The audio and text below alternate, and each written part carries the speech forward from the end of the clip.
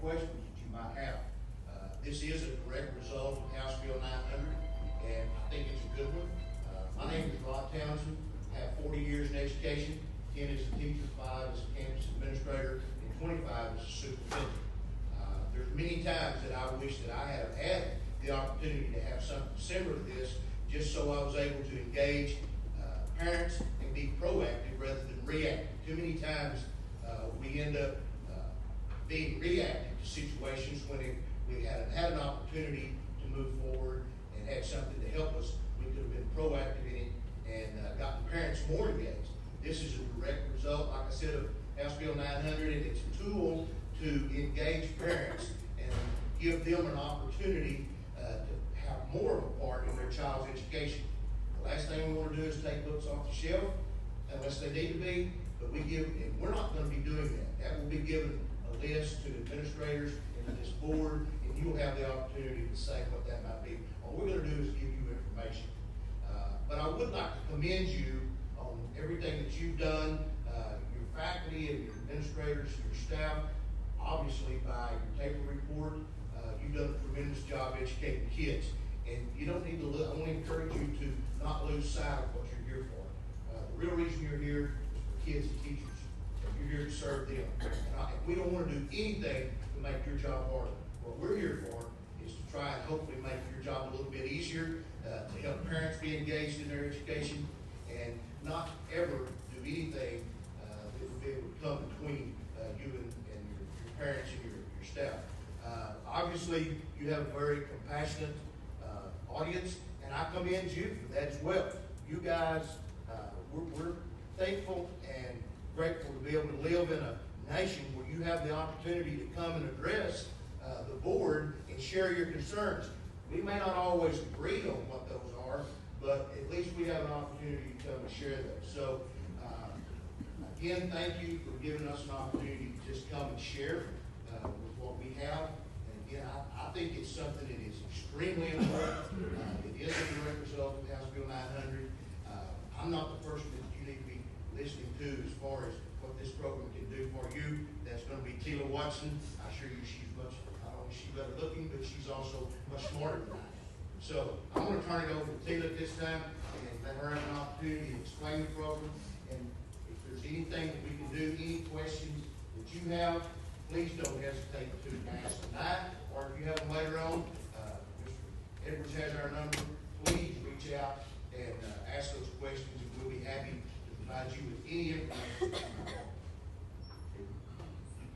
I am a 30-year Texas educator. Been a high school English teacher, spent time underneath Mr. Townsend as a principal and a central office administrator. Then the last 10 years was with ESC Region 11 in Fort Worth, and I served 77 school districts as a director of instructional services. I started when I was 10. I just want y'all to know that.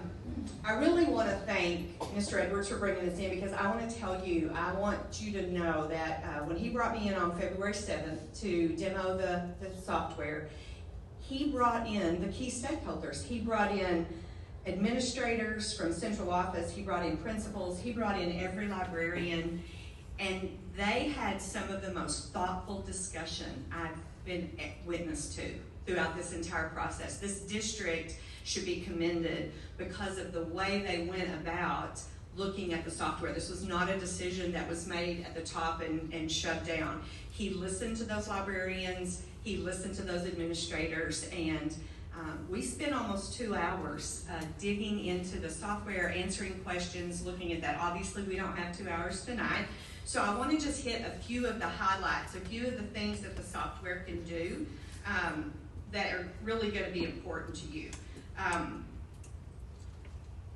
First of all, you should know we believe that every parent has a right to parent their child. And the system that has been created allows that. No matter which end of the spectrum you're on, whether you want books pulled from the library, not pulled from the library, our software allows every parent to parent their own child, but not the children of other parents. Their family morals and values get adhered to, and every family gets to choose that with this particular software. So we're super happy that The solution is not one-sided. We also, with a simple online account, parent goes in and they can search by title, by author, or by content tags that are provided by the publisher, and they can restrict any book that's currently in their child's library. It's that simple. They come in all allowed, parent goes through, and they might have a certain title of book. Well, I know I don't want them reading this book. They go search that book, and when the book pops up, if it's in their child's library on their campus, they click restrict.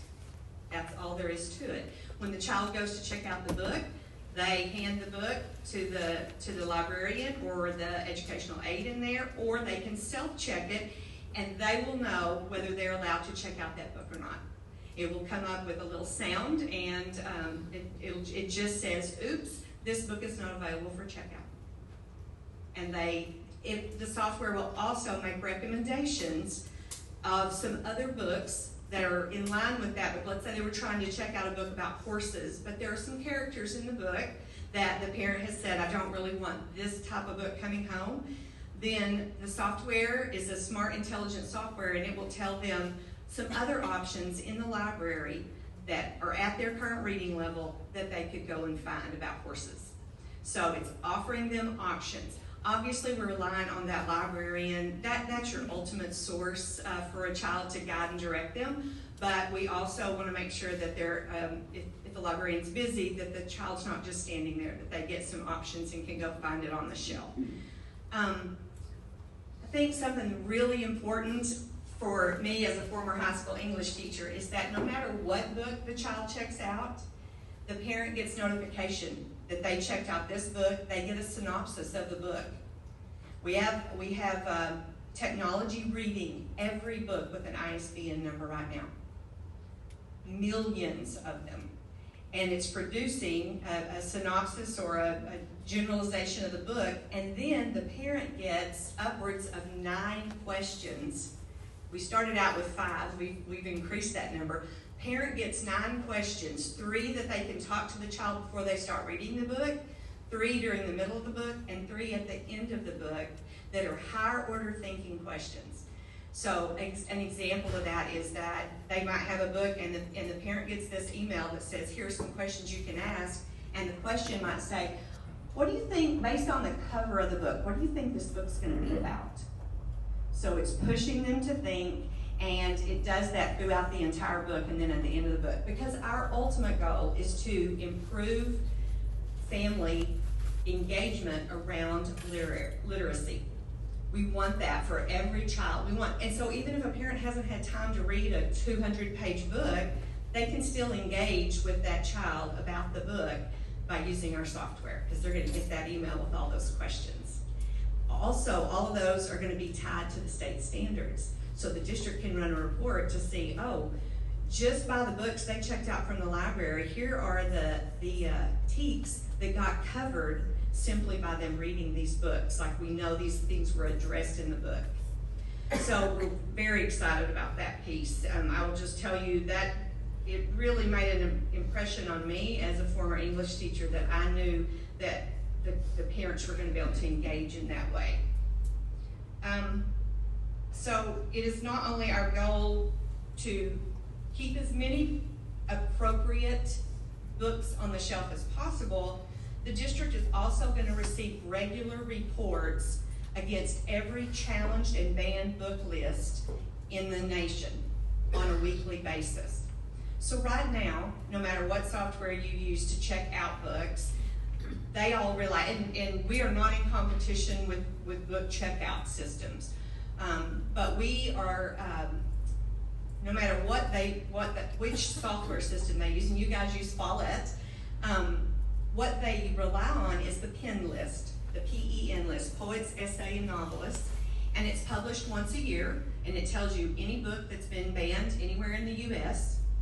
The day it goes out for publication, it's out of date the next day, because we have artificial intelligence scanning the internet daily, looking for any challenges or bans that are going on anywhere in the U.S., And every week, we give the district librarians a report that says, hey, your library looks healthy this week. You don't have any of these are the books that were challenged this week. This one in Wyoming, this one in Florida, this one in Illinois. You don't have any of those books. They may float along 3 months, and every week their report looks great. And then they may hit a week where, oh, you've got this book. You might want to pull this one for review. We don't tell you what to do with it, but we at least give you the data. We consider ourselves a book intelligence company. We are gathering data on every book constantly. We are also going to tell that librarian where it was challenged and on what basis it was challenged, so that they know why. Was it sexually explicit content? Was it violence? It matters. And then you can go through whatever process the district has established for that. The other thing that the software is going to do is, before a librarian purchases books, they can run that list that they want to purchase through our software, and we'll be able to tell them, hey, this might be one you want to take a look at because it's showing up on a list somewhere, and you're about to order it. And that just gives it. We're just going to give you as much data as you can stand and take in, and you get to make those decisions. But we don't want you to go in unarmed. We don't want you to go in without great knowledge about the books. And that's really why we're here. So what you're looking at on the screen is the parent side of the software. So a parent will only see the books that are in their child's library, and they can search in the upper left-hand corner underneath library. They can search for a title, an author, or a content tag. And then that search will pop up. There may be 3 books, there may be 300 books in a particular category or a particular author. And then over on the far right-hand side, there's a red and a green. One says allow, and the other says restrict. And they click that if they don't want them to have that book. And if there's 22 books that fall in a certain category that they don't want them to have, they will click down that list, and none of those books should go home with that child. So the librarian knows they will have that software either at or near their checkout station, and they'll know that they can't, this is not one. And it's that simple. I want to introduce Steve Wandler. He's our CEO, and he's here tonight. Can you think of anything I didn't share? Yes. We actually were founded a year ago. The idea came about a little earlier than that, but a sitting current Texas superintendent who did not currently have any issues going on, but he sits in an area in the Metroplex where a lot of different school boards are dealing with the same issues that you're dealing with. And he said, Tila, what if there was just some software and they could know everything they could get their hands on about a book, and it doesn't take so much time, and they will be able to search and find and decide what to do about the books. Like, what if that existed? And I said, well, first of all, don't do anything based on what I say. But I think you're onto something, because there's not any software out there right now that I'm aware of that will do that. And so he is still a current sitting superintendent. He just gave us the great idea, and we took off and ran with it. So that is where we were established, is in Texas, and very much a Texas-based company. Do you have any questions for me? Do you have any questions? This is something that we're going to do this spring and see how it goes. We are working on onboarding you right now. And we're actually currently running all of your books through what we call our library health check. And we're going to identify anything that your librarians just might not be aware of that are on a current challenge list. And we're getting those reports ready for you as we speak. They were working on them today. And we'll be able to tell the librarians something that maybe was challenged in Florida 2 weeks ago. That's not even on the pin list right now because it doesn't come out yet. So, Some challenge, parents still have the ability to look at it and opt in or opt out. yes. Yes. Now, in line with House Bill 900, you still have to deal with those sexually explicit. Those are ones that, that we're not making that decision for you, but we And we know that there have been some things that have come up that, you know, you're probably having to take a look at. But we will at least let you know which ones you have that are falling into that category. Software tell you which ones Yes. violate copyright. It tells you if they have been, like, the rating system is non-existent right now. That's what got held up. But it will tell you if it has certain sexual content. That falls in line with the household. Yes. But at this point, Don, there's not a rating system, am I correct? There is no rating system currently. Yes. This thing just spoke to us about 60+% of the people in the community are not economically. So what about the parents that have access? So there's several ways districts handle that.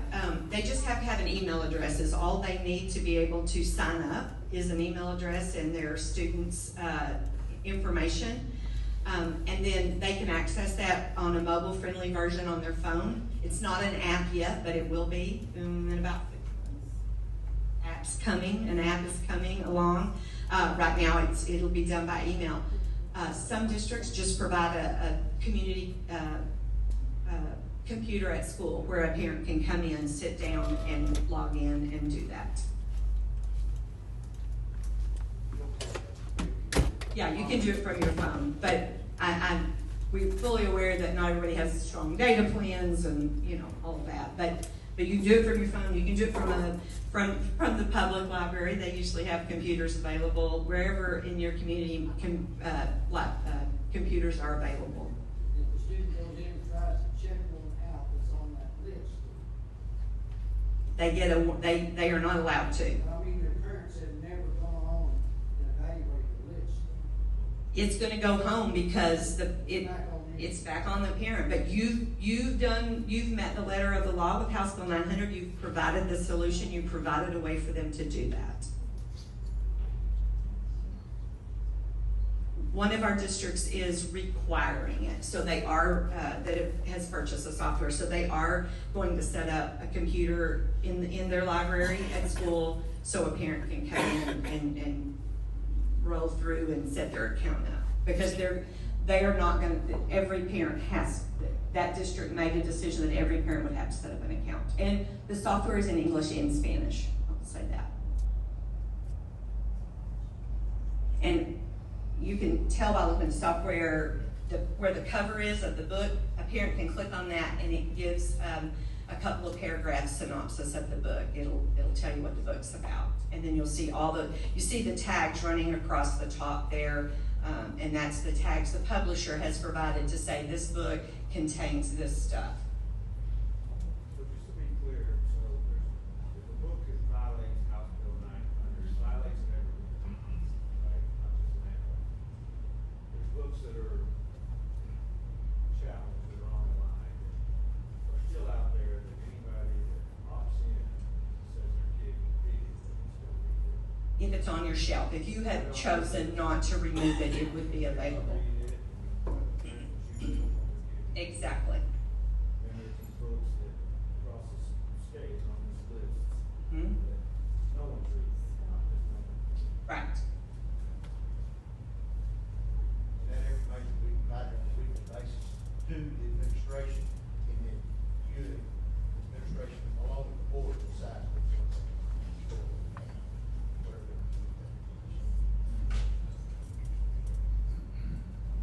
I'll give you a great example. We have a test district. We have test districts all across the state that have been helping, giving us feedback on the software for the last several months as we got it ready to roll out. And this district, very conservative district, it is larger, and they really firmly believed that they weren't sure they would be a good test district for us because they didn't feel like they had anything in their library. They have the assistant superintendent said we have ultra-conservative librarians, ultra-conservative community. We just don't feel like we've got anything. We ran 14,000 books from one of their high schools through the system. They had 432 books that were on a challenge list somewhere. And now they have the information, and now they get to decide what do we want to do about these? Why are they, and that's where we come in and say, here's why they were challenged, here's what district, what state, and you can now decide. But they were shocked. They just didn't realize they would have over 400 books. And it doesn't mean that they have chosen to remove those. They've already started reviewing some of them, and they're leaving them because their process is already in place, and they're following that process. We've just identified for them any areas where it could be troublesome, and they might want to look at them. So the content tags come from the publishers. They do. Like that one at the top, I can't read all those, but memory, line, fiction, magic, whatever else.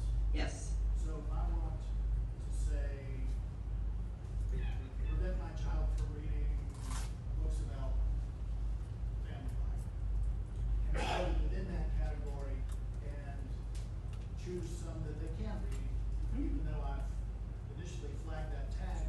Yes. I can put in there and say, yeah, but this one's fine. You're going to do it on a book-by-book basis. So you would put family issues in you say, oh, you might you were like, oh, I didn't even think about that one, that tag. I'm now going to put that in, and what books filter out with that particular tag. And you may see one book like, oh, well, that's actually an okay book. I'm going to leave that one alone. But the next 3 that I see, oh no, I'm going to restrict those. So I can leave 1 out of 4. I can leave 2 out of 4.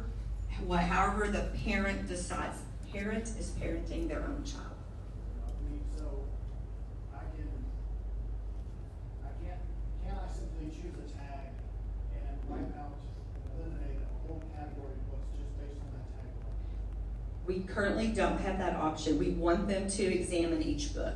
So the tags are just a guide for me to get closer to the books that I want to consider for my child or eliminate. Yes. Or could you look at books that were, And then go back. And change it.